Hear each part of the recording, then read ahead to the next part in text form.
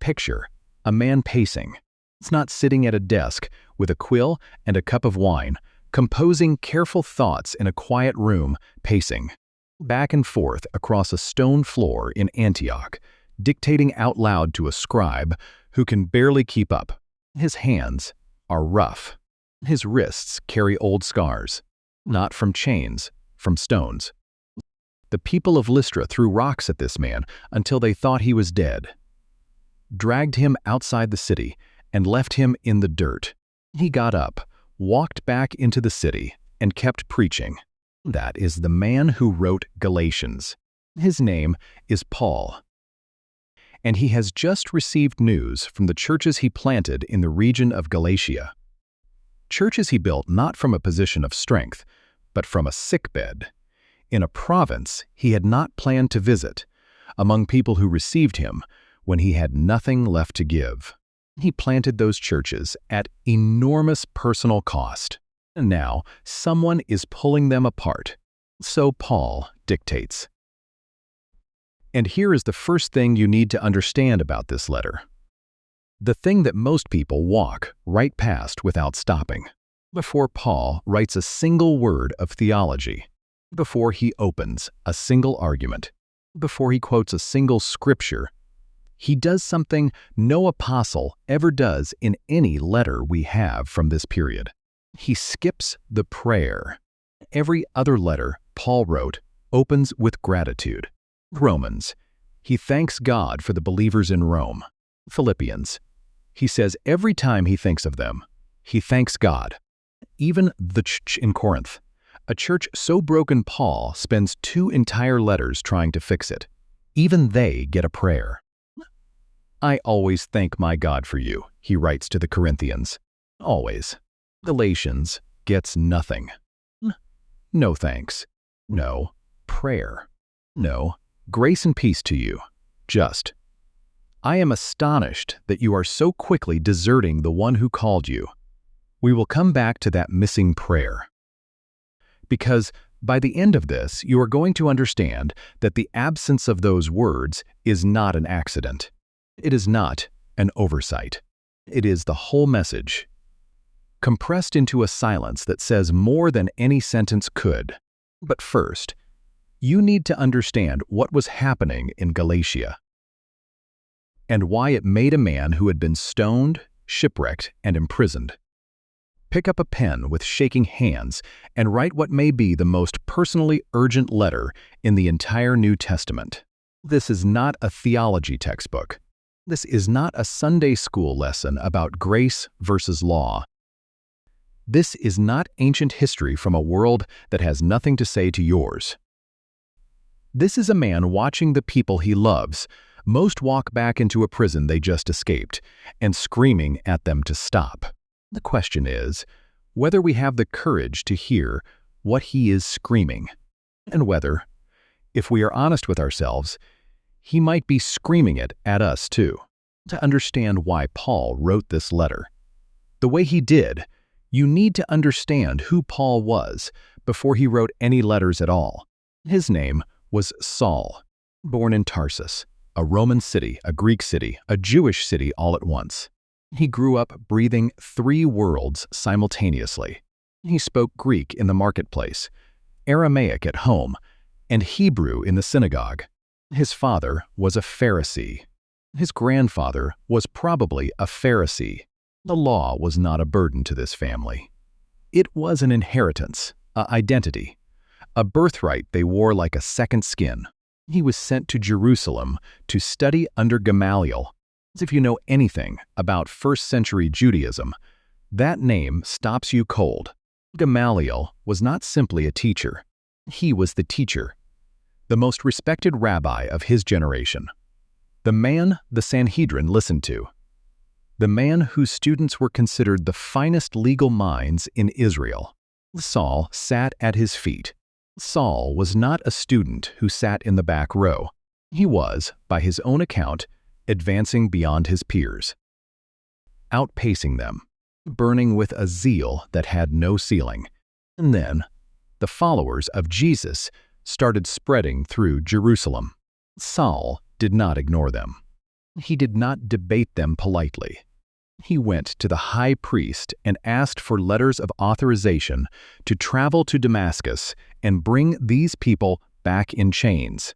He stood at the edge of a crowd in Jerusalem and watched a man named Stephen preach with the face of an angel, and then watched that same crowd pick up stones. He did not throw the stones himself, and he held the coats of the men who did. He watched Stephen fall.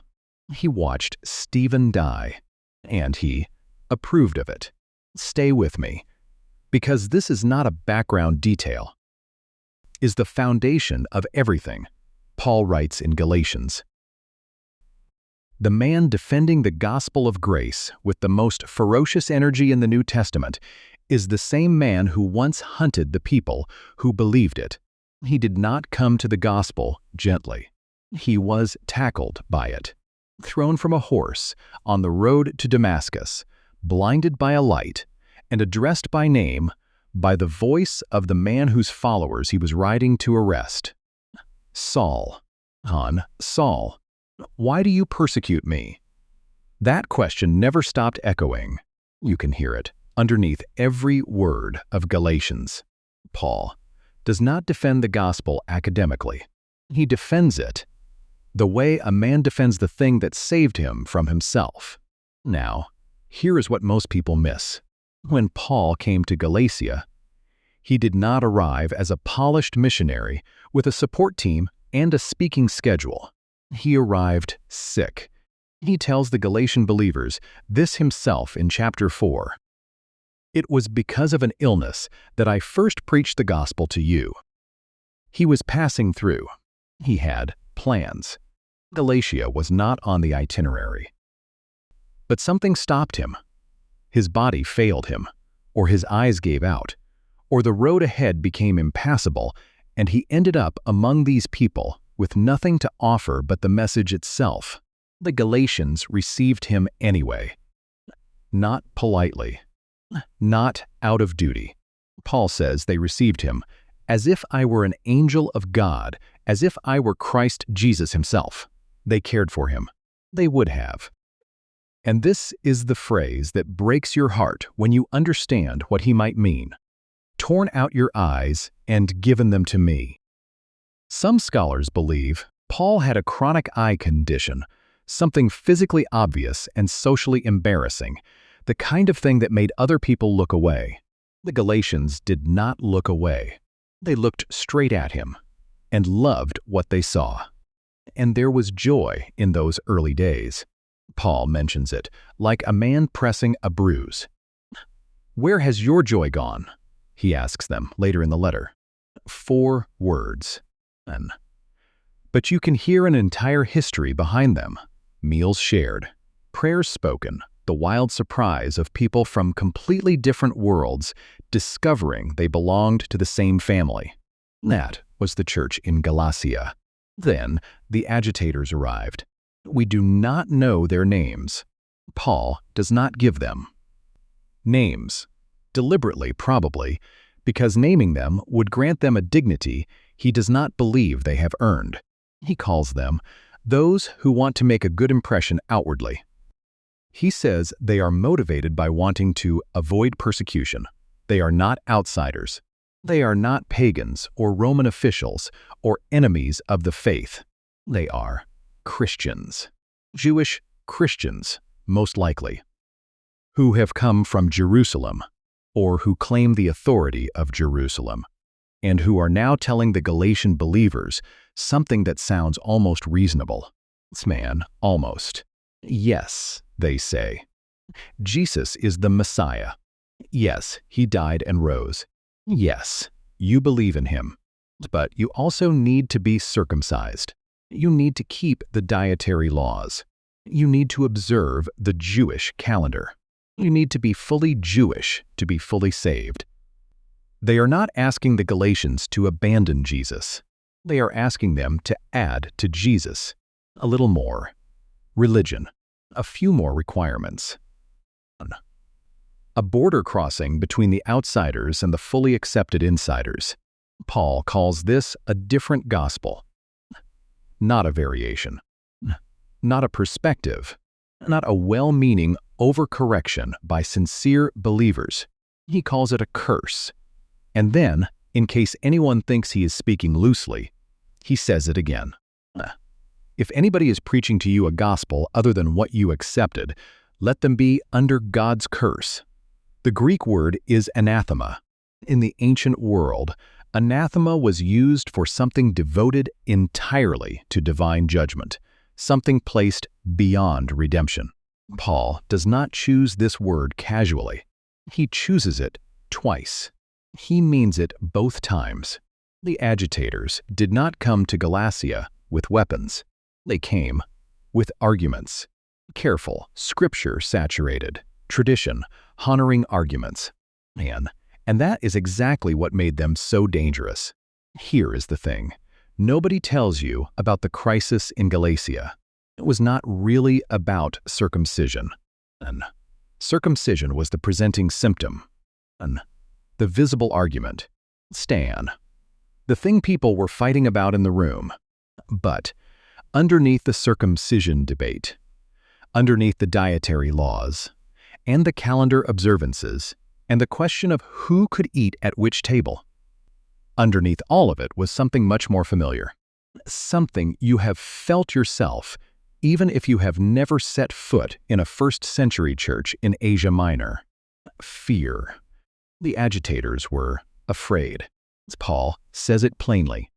They were pushing circumcision to avoid persecution. If their Gentile converts kept the Jewish law, the whole movement might stay under the protective umbrella of Judaism in Roman eyes. If they did not, the entire community became exposed. The agitators were not villains twirling their robes. They were frightened people making the oldest mistake frightened people make, trying to control the thing that scares them. And Peter was afraid, the rock on which Jesus said he would build his church. Afraid of what a handful of men from Jerusalem thought of him when he sat down to eat with Gentiles. He did not stop believing the gospel. He stopped living it, because living it cost him something in that moment. And the Galatians were afraid. They were not enough. That belief alone was not sufficient. That grace without effort was too good to be true. And that the safest thing to do was add a few more locks to a door that was already sealed. Fear, dressed up as faithfulness. That is the oldest trick in the world. And here is why this matters for you. Right now, today, not in the first century, but in whatever room you are sitting in while you watch this. Every single one of us has stood exactly where the Galatians stood. Every person who has ever lain awake thinking, if I just pray more, give more, do more, then God will finally be satisfied with me, has walked straight into the trap Paul is writing to dismantle. That is what Galatians is really about. And not an ancient theological debate, a very modern prison, and a letter written in fury by a man who could not bear to watch people he loved lock themselves back inside it. If that just landed differently than you expected, if you are seeing this letter in a way you have not seen it before, take 1 second and subscribe, and tell me in the comments. Have you ever caught yourself performing for God instead of resting in Him? Because that question is at the heart of everything Paul writes next. The answer, I think, will surprise you. To understand what happened at Antioch, you need to understand what Antioch was. It was the third largest city in the Roman Empire, after Rome, after Alexandria. Antioch sat on the Orontes River in what is now southern Turkey, and it was the kind of city where every world collided: Roman soldiers, Greek philosophers, Syrian merchants, Jewish diaspora communities, and now a rapidly growing movement of people who called themselves followers of the Way. It was loud, cosmopolitan, complicated. It was the city where, for the first time, the followers of Jesus were called Christians. And in Antioch, Something remarkable had been happening. Jewish believers and Gentile believers were eating together. You need to sit with that for a moment, because it is easy to read past it. In the first century Jewish world, the table was not simply a place to eat. It was a statement of identity. Who you ate with told the world who you were, who you trusted, who you considered your equal. And Jewish dietary laws were not arbitrary. They were a fence built around the community, a visible marker of covenant belonging. To share a meal with a Gentile who did not keep those laws was not just socially awkward. For many Jewish believers, it was a line they had been raised from birth, never to cross, and Peter was crossing it freely and joyfully, sitting down with Gentile brothers and sisters, sharing bread, sharing wine, sharing the same table before the same God, until certain men arrived from Jerusalem. Paul describes this moment with surgical precision in chapter 2. He says, "These men came from James, the brother of Jesus, the pillar of the Jerusalem church, a man so respected for his Torah observance that later tradition called him James the Just." Whether James actually sent these men, or whether they simply invoked his name to add weight to their pressure, we do not know for certain. What we know is what they brought with them: pressure. Quiet, social, devastating pressure. And Peter felt it. He did not make a speech.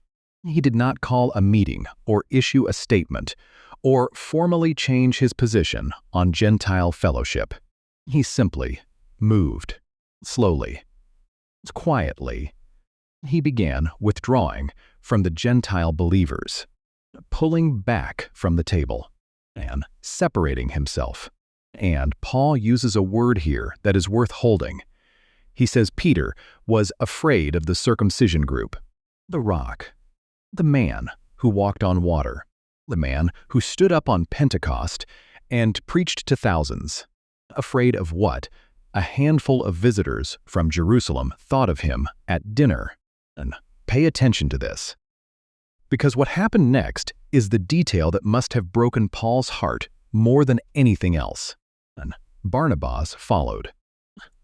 Not a stranger, not a peripheral figure. Barnabas, the man who had stood up in Jerusalem when every door was closed to Paul and vouched for him when the entire church was terrified of him. Barnabas, who had traveled with Paul through Cyprus and Galatia, who had stood beside him when they were mistaken for gods in Lystra, who had watched Paul get stoned and dragged out of the city and had stayed. Barnabas, who knew better, who had seen better, who had lived better, was led astray. Paul does not soften this. He says Barnabas was led astray by their hypocrisy. That word, hypocrisy, in Greek, it is hypokrisis, and it carries the image of an actor wearing a mask, playing a role, performing a version of yourself that is not the real one. Peter was not living in line with what he actually believed. He believed the gospel. He believed Gentiles were fully accepted by God through faith. He had seen it himself, the Holy Spirit falling on the household of Cornelius, a Roman centurion, without a single Jewish requirement being met first. Peter had been there. God had told him personally in a vision, "Do not call anything impure that God has made clean." Peter knew, and then Peter acted like he had forgotten. So Paul stood up. "I opposed him to his face," he writes, "because he stood condemned, not mistaken, and not confused. Condemned by his own inconsistency, by the gap between what he believed and what he did." And Paul did not take Peter aside quietly and whisper his concerns. This confrontation happened in front of the entire church at Antioch, public, unavoidable, uncomfortable for everyone in the room. The church historian Jerome writing in the 4th century, noted that early Christians were so scandalized by this scene that some of them tried to argue it was staged, a prearranged friendly debate, a kind of theological theater where Paul and Peter played opposing roles for the congregation's benefit. Jerome rejected this completely. He said, Paul meant every word. The confrontation was real. The rebuke was genuine, and the stakes were nothing less than the integrity of the gospel itself. But it gets stranger, because Paul's argument to Peter is not, "You broke a rule." He does not quote a law Peter violated. He does not appeal to a council decision or a doctrinal statement. His argument is something far more personal. "You are a Jew," Paul says, "yet you live like a Gentile and not like a Jew. How is it then that you force Gentiles to follow Jewish customs?" he is saying. "Peter, you already know this. You already live this." And when there is no social pressure, when nobody from Jerusalem is watching, you sit at the Gentile table without a second thought. You eat their food. You share their life. And you know the gospel sets you free from these divisions. And now, the moment someone arrives who might judge you for it, you put the mask back on and expect the Gentiles to follow your fear instead of your faith. Peter's problem was not ignorance. It was not even malice. It was something harder to fix than either of those things. It was cowardice, wearing the costume of caution. And here is what Paul understood that Peter had momentarily forgotten. When the leader of the church puts the mask back on, everyone else in the room starts reaching for theirs too. There is a word Paul uses in Galatians that most English translations render as freedom. It is the Greek word eleutheria. And if you grew up in the modern Western world, you probably think you already know what that word means. You do not. Not yet. The world Paul was writing into, eleutheria was not a philosophical idea. It was not a feeling. It was not an abstract value you put on a flag or carved into a monument. It was a legal status. In the Roman Empire, every human being occupied one of two categories. You were either a slave or you were free. There was no middle ground, no spectrum, no nuance. A slave could be brilliant, educated, wealthy even. A slave could manage an entire household, run a business, hold enormous social influence. But a slave was still a slave, and a free person, even a poor free person, even a struggling free person, possessed something no amount of money could buy and no circumstance could earn. Standing, legal, permanent, unconditional standing. When Paul writes, "It is for freedom that Christ has set you free," he is not writing a motivational statement. He is making a legal declaration. He is saying, your standing before God is not the standing of a slave who must keep performing to avoid punishment. It is the standing of a son, of a daughter, of a full heir, permanent, settled, already decided. And you did not earn it. You cannot lose it by failing to maintain it. And you insult the one who gave it to you every time you crawl back to the performance treadmill as if the verdict has not already been handed down. The Greek word for justified in this letter is dikaio, a courtroom word, not made morally perfect over time, not gradually improved until acceptable declared. An innocent. Now, the judge has spoken, and the gavel has come down, and the case is closed. Paul is not offering the Galatians a self-improvement program. He is announcing a verdict. And here is where Paul does something unexpected with the story of Abraham. He reaches back past Moses, past the law, past the entire system the agitators are demanding the Galatians submit to. He goes all the way back to Genesis, to 2 women and 2 sons and 1 old man standing under a sky full of stars. Hagar, the slave woman, who bore a son through human effort and human strategy. Sarah, the free woman, who bore a son through nothing but the impossible promise of God. And Paul says these 2 women represent 2 ways of relating to God, 2 covenants, 2 postures, 2 entirely different ways of standing in the presence of the one who made you. You can be Hagar. You can work and strive and calculate and perform and add requirement upon requirement upon requirement until you feel like maybe you have done enough. Paul does not call this faithfulness. He calls it slavery. And not because the law is evil, he never says that, but because using the law to earn what has already been freely given is like a pardoned prisoner who walks out of the jail cell and immediately starts building a smaller prison in his own backyard. Or you can be Sarah. You can stand in the impossible promise. You can receive what you did not earn, rest in what you cannot maintain, and live as a full heir of everything the Father has. Not because you deserve it, but because the Son does, and you are in Him. Now, watch what happens next, because this is where the open loop closes. This is where the missing prayer makes sense. Go back to the beginning of this letter. Every other letter Paul wrote opens with thanksgiving. Romans, Corinthians, Philippians, Colossians, Thessalonians. Every single one. Paul finds something to thank God for before he says anything else. It is not a formula. It is a reflex. It is what love does when it thinks about the people it loves. Galatians has no prayer. For 2,000 years, people have read that absence as anger, as Paul being too furious to be grateful.